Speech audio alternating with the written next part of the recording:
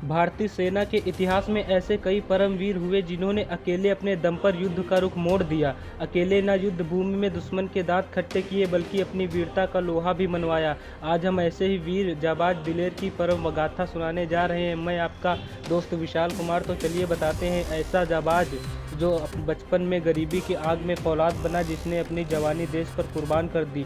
वो परमवीर जिसको हमने कहानियों में तो छोड़ ही दीजिए, अपनी यादों से भी मिटा दिया। आज हम बात कर रहे हैं कारगिल युद्ध के परमवीर मनोज कैप्टन की। शहीद होने के कुछ समय पहले मनोज के आखिरी शब्द थे ना छोड़ूं, जिसका मतलब होता है उसे छोड़ना मत। मनोज पांडे एक होनहार छात्र, सरल स्वभाव, हर वक्त मुस्कान थी ये परमवीर मनोज पांडे की पहचान। स्कॉलरशिप पर सैनिक स्कूल लखनऊ में पढ़ाई की, फिर एनडीए की परीक्षा पास कर दी जिसमें वो सिलेक्ट हो गए। बारी आई इंटरव्यू की।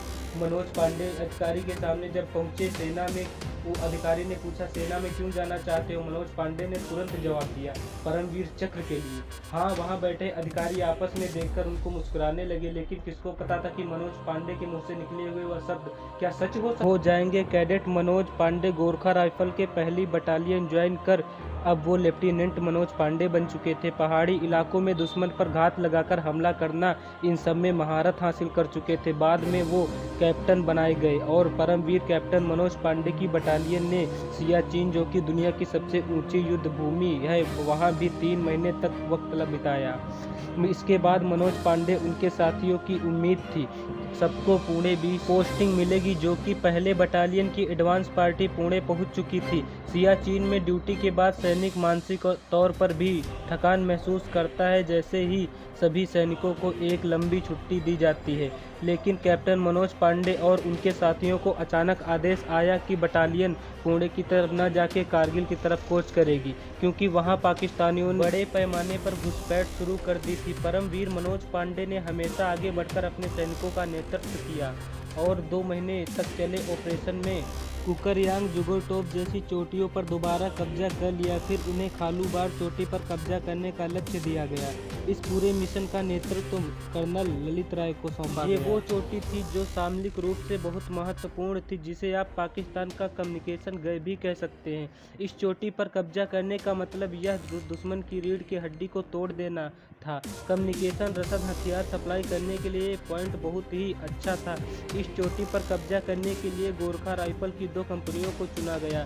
दिन के उजाले में कर्नल ललित राय ने फूलबार पर चढ़ाई की तो उन्हें भारी गोलाबारी का सामना करना पड़ा। रात ही एक ऐसा वक्त था जब दुश्मन पर हमला किया जा सकता था। परमवीर कैप्टन मनोज कुमार पांडे चोटी से करीब 600 गज नीचे थे। उन्हें कर्नल ललित राय ने आदेश दिया कि वो अपने प्लाटून को लेकर जाएं और उनके 4 बंकर तबाह कर दें और उन पर कब्जा कर लें। कैप्टन मनोज ने बेझिझक अपने साथियों को लेकर रात के अंधेरे में रेंगते हुए चढ़ाई करनी शुरू कर दी।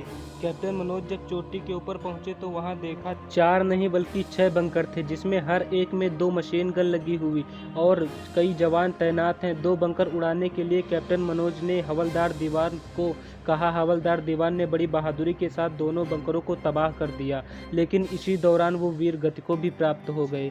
वीर गति को प्राप्त होते समय कैप्टन मनोज और उनके साथियों ने 3 बंकर ध्वस्त कर दिए।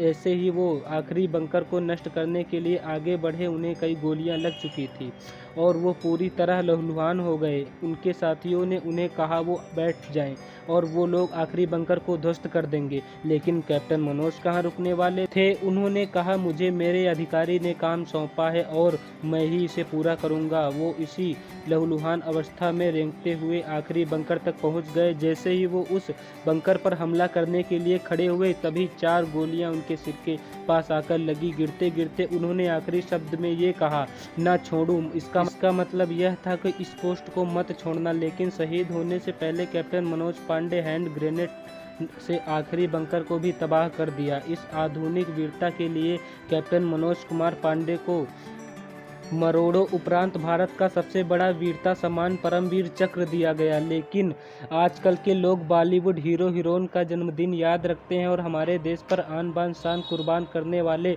परमवीर चक्र विजेता कैप्टन मनोज कुमार पांडे जैसे बहुत सारे वीरों का नाम तक नहीं जानते होंगे। उनका जन्मदिन याद करना तो भूल ही जाइए। मनोज कुमार पांडे 25 जून 1975 को सीतापुर में जन्मे थे और 3 जुलाई 1991 को कारगिल में शहीद हुए थे।